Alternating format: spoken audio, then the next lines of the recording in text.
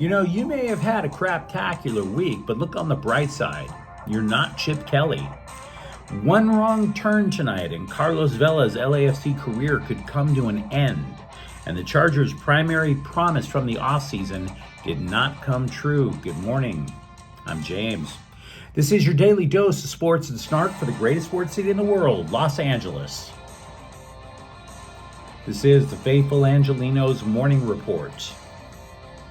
So it is December 2nd, 2023. I am still stuck in St. Louis misery for a few days while I'm on a work assignment. But you know, there has been a massive plus, and I must tell you, I am appreciative. We added multiple new subscribers, many of them yesterday. And I thank each and every one of you because we're trying to build something for LA sports. If you like being in the know about LA sports, then clickety-clack the like button. Clickety-clack the subscribe button. There's a notification bell. Hit that. It lets you know we drop new content. Sharing is caring. Let people know we exist, and by all means comment. It's for the greater good.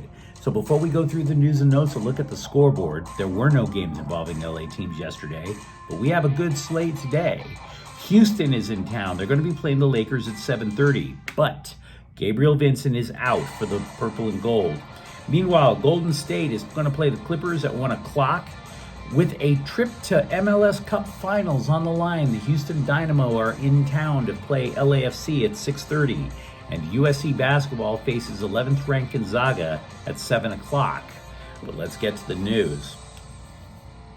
I hate using the phrase earthquake to describe what has happened over at UCLA football, because we're all SoCals. People die in earthquakes. People lose all of their worldly possessions in earthquakes. Earthquakes are terrifying things. They're not easy to joke about. But how the hell else would you describe what's gone on over at UCLA football in the last 48 hours? Anybody? Because it looks like a natural disaster to me, what's happening over in Westwood. Like nothing but carnage and death and toxic fumes. It's a nightmare. For Pete's sakes. Look, we brought you the breaking news yesterday that Lynn, the defensive coordinator who turned UCLA's defense into a national power like that, is leaving the Bruins to go across town and coach the Trojans D. Amazing. But I gotta say, I would love to talk to you about what this means to the Bruins, but they're not talking about it. Bruins football, the entire program, is notorious for not talking to the press. I don't know if it's a Chip Kelly thing or more. We still don't even know what the official response is from having their quarterback of the future, Dante Moore, going into the transfer portal. What do you think, Coach Kelly? Crickets. No response whatsoever. It actually makes you think that maybe the Bruins are completely in denial over what's happening. No comment about the quarterback of the future leading. No comment about the defensive coordinator leading. It's bananas. But we have learned some things since that breaking news item that I posted yesterday afternoon. We do know that money still talks. Lynn's pay was doubled from $1 million with UCLA to about $2 million with USC, plus a housing stipend for about $500,000 a year. That should be enough to get him a studio apartment in Silver Lake. Maybe if the Bruins had only matched that and added a Metro pass. I don't know. But gotta tell you, considering how Chip Kelly was throwing golden parachutes left and right to all of his coaching friends, you'd have thought there would have been some sort of idea, some sort of way to keep Lynn in the fold. And by the way, there is one other angle that we had not considered when I posted the breaking news story yesterday. Job security. Yeah. Oh, sure, Lynn has a rep now. Lynn can go out and look for a job now if he wanted to. But if Chip Kelly was in fact on the hot seat all year long, especially after that disaster over at Cal, if he was on the hot seat and the Bruins athletic department finally decided to part ways, or if they decided to part ways with Chip Kelly next year, that means DeAnton Lynn is probably out of a job as well. A new head coach is going to want his own coaching staff, correct? And I got to tell you something, it's easier to find a job when you have a job.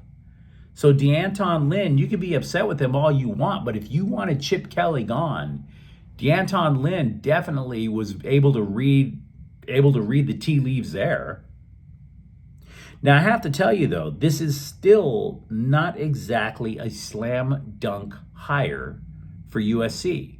We have to be real about this. Look, Lynn, when he went to UCLA, he inherited a terrific defensive line. We don't know if he could recruit yet. We don't. And also, UCLA, their defense played very physical. They played fundamentally sound. They communicated. Meanwhile, USC's defensive players, they were none of that. Lynn has his work cut out for him, guys. Meanwhile, staying with USC, I can tell you that tight end Jude Wolf is entering the transfer portal. He is the fourth Trojans player to split since the end of the regular season, and also a former USC quarterback. You may remember him, JT Daniels. He is retiring from football due to multiple concussions. He started his career with the Trojans. He's also played at Georgia, West Virginia, finished at Rice. But too many concussions, and frankly, too many injuries overall. I saw his last game in the Trojans when Fresno State blasted out his knee. Carlos Vela could be playing his last game for LAFC tonight, according to the LA Times. But it's not because Vela wants to go. If you're not up on MLS, they have a very strange salary cap structure. It makes the NBA salary cap look downright charitable. You can have in the MLS 3 so-called designated players. Now, these are elite stars, and you can pretty much sign them for gargantuan contracts with only a minimal amount counting against the salary cap. The salary cap itself, by the way, $5.2 million. That's it for an MLS team. Now, the most a non-designated player can make under those rules, $1.7 million. Now, LAFC wants Vela. He was a designated player. He made $4.4 million this year, but he only scored 9 goals. So, you make him, you give him a contract that's less than $1.7 million. That's a 60% pay cut, guys. Do you really think Carlos Vela would agree to that? Now, I should say Vela, for lack of a better term, is Mr. LAFC. So he has value to the franchise, absolutely. But again, he's 34, and he only scored 9 goals.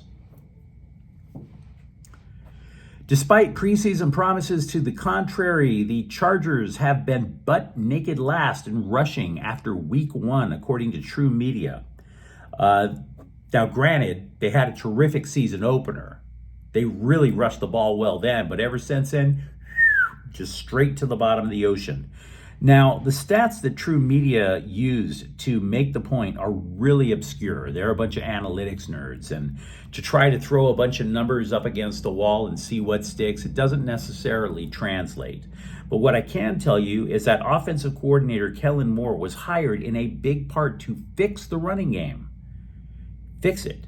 And after all, you can see the reason why. If you respect the running game, that means you're bringing in linebackers, you're not having them drop out into pass coverage. Maybe you even bring in a safety to help with the run. And that absolutely opens up the deep passing game. So without trying to explain the True Media statistical formula, let's just go with the basics.